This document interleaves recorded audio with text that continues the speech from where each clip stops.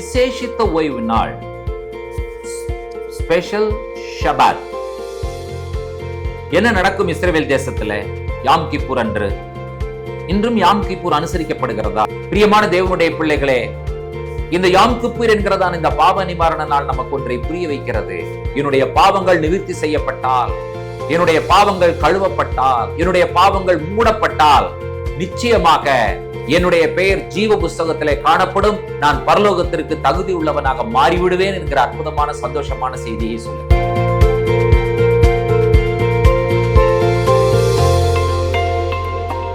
கர்த்தருடைய பரிசுத்த நாமத்திற்கு மகிமை உண்டாவதாக. ஆண்டவராய் இயேசு கிறிஸ்துவின் நாமத்தில் அன்பின் வாழ்த்துக்கள். கர்த்தருடைய 7 பண்டிகைகள். 6வது பண்டிகை பாவ நிவாரண நாள். இந்த பாவ நிவாரண நாள் அன்று யூதர்கள் என்ன செய்வார்கள்? இந்த வசனத்தின்படி அவர்கள் சில காரியங்களை அவர்கள் பழக்கப்படுத்திக் கொண்டார்கள். லேவியராகமம் 23ஆம் அதிகாரத்தினுடைய 32வது வசனம். அது உங்களுக்கு விசேஷித்த ஓய்வு நாள், அதில் உங்கள் ஆத்துமாக்களை தாழ்மைப்படுத்த வேண்டும். அந்த மாதத்தின் 9ஆம் தேதி சாயங்காலம் துவக்கி மறுநாள் சாயங்காலம் மட்டும் உங்கள் ஓய்வை ஆசரிக்க கடவீர்கள் என்றார். இது உங்களுக்கு விசேஷித்த ஓய்வு நாள், ஸ்பெஷல் ஷபாத். என்ன நடக்கும் இஸ்ரவேல் தேசத்துல யாம் கிப்பூர் அன்று? இன்றும் யாம் கிப்பூர் அனுசரிக்கப்படுகிறதா? ஆம். ஆனால் பலி முறைமைகள் செய்யப்படுவதற்கு இல்லை. காரணம், தேவாலயம் இல்லை. அதை தவறுகள் என்ன செய்வார்கள் என்கிற கேள்விக்கு என்ன பதில்? 25 மணி நேரம் அவர்கள் உபவாசம் இருப்பார்கள். They fast for 25 hours. சரி, உபவாசம் இருந்துவிட்டு என்ன செய்வார்கள்? தெருக்களில் நடமாடுவார்கள். யாம் கிப்பூர் அன்று நீங்கள் இஸ்ரேல் தேசத்திற்கு போவீர்கள் என்று சொன்னால் கம்ப்ளீட்டா லாக்டவுன் மாதிரி தான் இருக்கும்.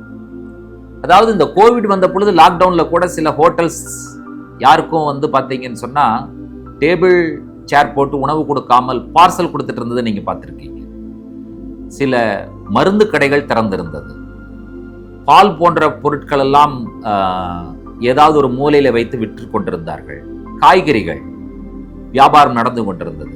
மளிகை சாமான்கள் வீடுகளுக்கு சப்ளை செய்தார்கள். இதெல்லாம் நம்ம பார்த்தோம். பட் இந்த 25 மணி நேரத்திற்கு எதுவுமே அவைலபிளா இருக்காது. Complete shutdown, closed. ரோட்ஸ் பாத்தீங்கன்னா வெறிச்சோடி இருக்கும். இஸ்ரேல் தேசத்தினுடைய ஒரு படத்தை நீங்கள் பாருங்கள். யாம் கிப்பூர் அன்று நீங்க பாருங்க. இப்ப தெரிகிற படம், ஸ்ட்ரீட் லைட்ஸ் இல்ல, அதுவும் இல்லாம சிக்னல்ஸ் லைட் கூட க்ளோஸ் பண்ணியிருப்பாங்க. எதற்காக என்று சொல்லி கேட்டால், வாகனங்கள் எதுவுமே போகாது. ஆல் சிக்னல்ஸ் லைட் எல்லாமே அணைஞ்சிருக்கும். ரேடியோ ஆஃப், டெலிவிஷன் சேனல்ஸ், எந்த சேனல்ஸும் டெலிவிஷன் சேனல்ஸ் எந்த சேனலும் ஒர்க் பண்ணாது. இன்டர்நெட் இருக்காது. மெட்ரோ ட்ரெயின்ஸ், லோக்கல் ட்ரெயின்ஸ் க்ளோஸா இருக்கும். பஸ் டிரான்ஸ்போர்ட்ஸ், கேப்ஸ் எல்லாமே க்ளோஸ்டு. ஏன் இன்னும் சொல்ல போனா ஏர்போர்ட்டே ஷட் டவுன் பண்ணியிருப்பாங்க. அந்த 25 மணி நேரத்திற்கு ஒரு ஃப்ளைட் கூட லேண்ட் ஆகாது, ஒரு ஃப்ளைட் கூட டேக் ஆஃப் ஆகாது. ஏர்போர்ட் க்ளோஸ்ட், பார்டர்ஸ் எல்லாம் க்ளோஸ்ட். யாம் கிப்பூர் அன்றைக்கு யூதன் அல்லாதவர் யாராவது ஒருவர் இஸ்ரவேல் தேசத்திலே அவர் இருக்க நேரிட்டால் அவருடைய கதி அதோ கதிதான். ரொம்ப கஷ்டம். அவ்வளவு டைட்டாக அவர்கள் என்ன செய்கிறார்கள் என்று சொன்னால், இந்த பண்டிகையை அவர்கள் ஆசரிக்கிறார்கள். இவர்கள் செய்யக்கூடிய ஒரே ஒரு வேலை என்னவென்று சொன்னால், ஏராளமான நபர்கள் வெஸ்டர்ன் வெயிலிங் வால், அதாவது அந்த அழுகையின் சுவர் அல்லது புலம்பலின் சுவர் என்கிறதான அந்த இடத்துல கூடி ஜெபிப்பார்கள், தோராவை வாசிப்பார்கள். யாம் கிப்பூருக்கென்று இருக்கிறதான ஸ்பெஷல் ரீடிங்கை அவர்கள் என்ன செய்வார்கள் என்று சொன்னால் வாசிப்பார்கள். அதோடு கூட யாம் கிப்பூர் அன்று ஒருவரை ஒருவர் பார்க்கும் பொழுது அவர்கள் ஒரு வாழ்த்துதலை சொல்லுவார்கள். இப்போ நம்ம கிறிஸ்மஸ் அன்றைக்கு மற்றவர்களை, கிறிஸ்மஸ் சர்ச்சுக்கு போகிறோம், கிறிஸ்மஸ் அன்றைக்கு மற்றவர்களை பார்க்கும் பொழுது நம்ம என்ன சொல்கிறோம்? ஹாப்பி கிறிஸ்மஸ், மகிழ்ச்சியான கிறிஸ்மஸ் நல்வாழ்த்துக்கள், happy Christmas brother, happy Christmas sister சொல்கிறோம்ல. நியூ இயர் அன்றைக்கு என்ன வாழ்த்துதல் சொல்லுகிறோம்? ஹாப்பி நியூ இயர் சொல்கிறோம்ல. இப்படி பண்டிகைகளுக்கு நாம் வாழ்த்து சொல்லுகிறோம். இஸ்ரவேல் மக்களும் எல்லா பண்டிகைகளுக்கும் வாழ்த்துதல் சொல்லுவார்கள். உதாரணமாக பஸ்கா அன்றைக்கு ஹேக் சாமேக் பெசாக் ஹாப்பி பாஸ் ஓவர் என்று சொல்லுவார்கள். இப்படி ஒவ்வொரு பண்டிகைகளுக்கும் அவர்கள் வாழ்த்துதல் சொல்லும் பொழுது யாம் கிப்பூர் என்கிறதான இந்த பண்டிகை வரும் பொழுது அவர்கள் ஹாப்பி யாம் கிப்பூர் என்று சொல்ல மாட்டார்கள். ஹேக் சாமேக் யாம் கிப்பூர் என்று சொல்ல மாட்டார்கள். May your name be written in the book of life. இன்னும் ஒரு படி மேலே போய் may your name be inscribed in the book of life. உங்களுடைய பெயர் ஜீவ புஸ்தகத்தில் எழுதப்பட்டிருப்பதாக என்று சொல்லுவார்கள். இன்னும் ஒரு படி மேலே போய் உங்களுடைய பெயர் ஜீவ புஸ்தகத்தில் பொறிக்கப்பட்டிருப்பதாக. அதாவது பொறிக்கிறதுனா ஒரு கல்லில் எப்படி எழுத்துக்களை எழுதும் பொழுது அது பொறிக்கப்படுகிறதோ அதே போல உன்னுடைய பெயர் ஜீவ புஸ்தகத்தில் பொறிக்கப்பட்டிருப்பதாக என்கிறதான வார்த்தைகளை சொல்லி ஒருவர் வாழ்த்துவார்கள்.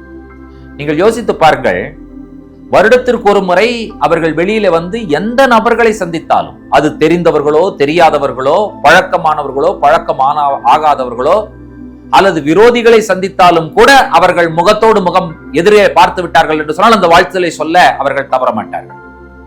அந்த வகையில் பார்க்கும் பொழுது ஒரு விஷயத்தை நீங்கள் புரிந்து கொள்ள வேண்டும் என்று சொல்லி நினைக்கிறேன். ஒரு காலனி இருக்கிறது. அந்த காலனிக்குள்ளாக இருக்கிற மக்கள் வெளியே வந்து ஒருவர் பார்த்து வாழ்த்துதல் சொல்லுவதற்காக வெளியே வருகிறார்கள். அவ்வாறு வரும் பொழுது ஒருவேளை அந்த காலனிக்குள்ளாக எதிர் வீட்டுக்காரனோ அல்லது பக்கத்து வீட்டுக்காரனோட ஏதாவது ஒரு வகையில் ஒரு சிறிய பிரச்சனை வந்து அவர்கள் 2 மாதமோ 3 மாதமோ அல்லது ஒரு வருடமோ பேசாமல் இருந்தால் கூட இந்த சூழ்நிலையில் அவர்களை எதிர்க்க பார்க்க நேரிடும் பொழுது அவர்கள் என்ன செய்வார்கள் என்று சொன்னால் அந்த பகையை மறந்து may your name be written in the book of life, உன்னுடைய பெயர் ஜீவ புஸ்தகத்தில் எழுதப்பட்டிருப்பதாக என்கிறதான அந்த வாழ்த்துளை சொல்லி என்ன செய்வார்கள் என்று சொன்னால் ஒப்புரவாகிக் கொள்வார்கள். அது மட்டுமல்ல, தங்களுடைய உறவினர்களோடு ஒப்புரவாவதற்கு இந்த நாள் ஒரு அற்புதமான நாள். தொலைபேசியில கொண்டு அவர்களுக்கு இந்த வாழ்த்துளை சொல்லி ஒப்புரவாகிக் கொள்வார்கள்.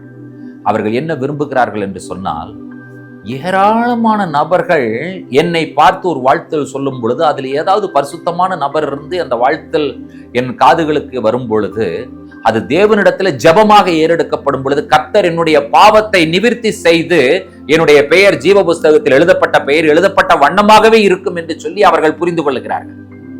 பிரியமான தேவனுடைய பிள்ளைகளே, இந்த யாம் கிப்பூர் என்கிறதான இந்த பாவ நிவாரண நாள் நமக்கு ஒன்றை புரிய வைக்கிறது.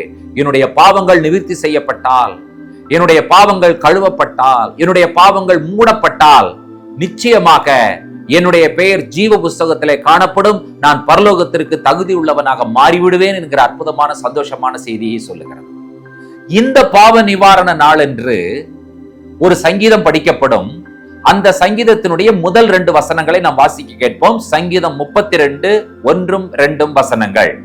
எவனுடைய மீறுதல் மன்னிக்கப்பட்டதோ, எவனுடைய பாவம் மூடப்பட்டதோ அவன் பாக்கியவான்.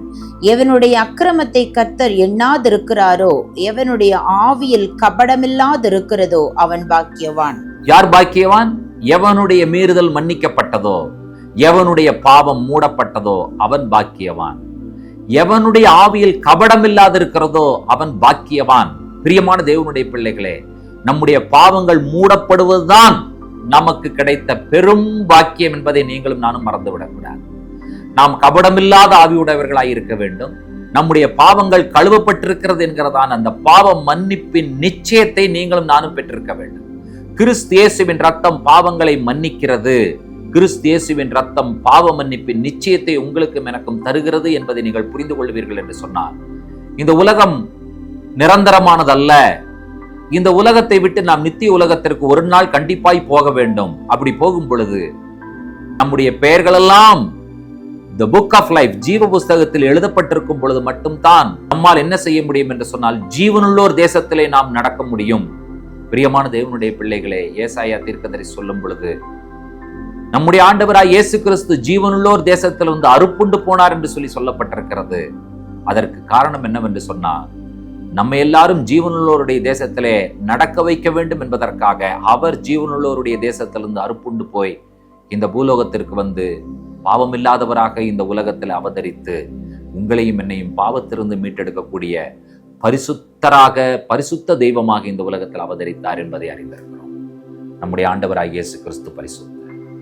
நான் பரிசுத்தராய் இருக்கிறது போல நீங்களும் பரிசுத்தராய் இருங்கள் என்று சொல்லி ஆண்டவர் திருவுளம் பற்றி இருக்கிறார்.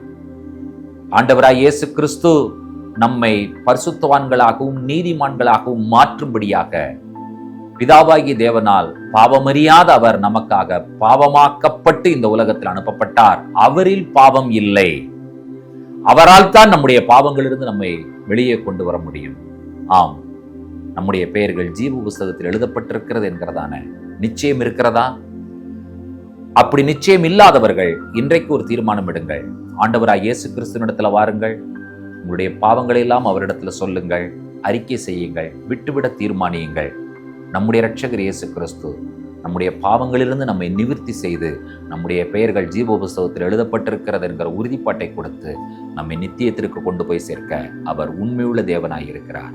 நம்முடைய பெயர்கள் ஜீவ புஸ்தகத்தில் எழுதப்பட்டிருக்கிறது என்பதற்காக நாம் சந்தோஷப்படுகிறோம். ஜெபிப்போம். உன்னதங்களில் வாசமாயிருக்கிற எங்கள் அன்பின் பரலோக பிதாவே, இந்த ஆசீர்வதிக்கப்பட்ட அற்புதமான மனமகிழ்ச்சியின் காலை பொழுதற்காய் நாங்கள் நன்றி சொல்லுகிறோம்.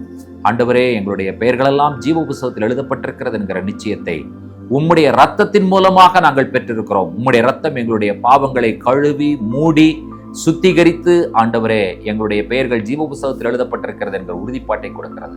இந்த காலை வேளையிலே ஜீவ புஸ்தகத்தில் பேர் எழுதப்பட்டிருக்குமோ இல்லையோ என்கிறதான ஐயப்பாட்டுடன் ஜெபிக்க வந்தவர்களுக்காய் நாங்கள் ஜெபிக்கிறோம். ஆண்டவரே, அவர்கள் தங்கள் பாவங்களை அறிக்கை செய்யும் பொழுது கர்த்தாவே, நீர் அவர்களுடைய பாவங்களை பரிகாரம் செய்து அவருடைய பெயர் ஜீவ புஸ்தகத்தில் எழுதப்பட்டு நித்திய ஜீவனுக்கு பங்காளிகளாக எங்கள் ஒவ்வொருவரையும் நீர் மாற்ற வேண்டும் என்று சொல்லி ஜெபிக்கிறோம். இயேசு கிறிஸ்துவின் ரத்தத்தினால் நாங்கள் ஜெயம் எடுக்கிறோம். இயேசு கிறிஸ்துவின் ரத்தம் ஜெயம், இயேசு கிறிஸ்துவின் ரத்தம் ஜெயம், இயேசு கிறிஸ்துவின் ரத்தம் ஜெயம். இயேசு கிறிஸ்துவின் வல்லமையுள்ள நாமத்தில் வேண்டுகிறோம், ஜெபம் கேளும் பரிசுத்தம் உள்ள பிதாவே. ஆமேன், ஆமேன். நம்முடைய கர்த்தராகிய இயேசு கிறிஸ்துவின் கிருபையும் பிதாவாகி தேவனுடைய அன்பும் பரிசுத்த தேவாவியானவருடைய அந்யோன்ய ஐக்கியமும் சிநேகமும் நம்முடைய கூட கர்த்தருடைய வருகை பரியந்தம் நீடித்து நிலைத்திருப்பதாக. ஆமேன், ஆமேன். தேவ கிருபையும் சமாதானமும் பெருகுவதாக. ஷலோம். இன்றைக்கு 7வது பண்டிகை. அந்த பண்டிகைக்கு கூடார பண்டிகை என்று பெயர். விழாவிற்காக இவர்கள் டெக்கரேட் பண்ணுகிற பல ஐட்டங்களை வைத்து என்ன செய்வார்கள் என்று சொன்னால் அந்த கூடாரத்தை மிக அழகாக அலங்கரிப்பார்கள். இந்த இஸ்ரவேல் மக்களுக்கு இந்த கூடாரம் எதை ஞாபகப்படுத்துகிறது என்று சொல்லி கேட்டால்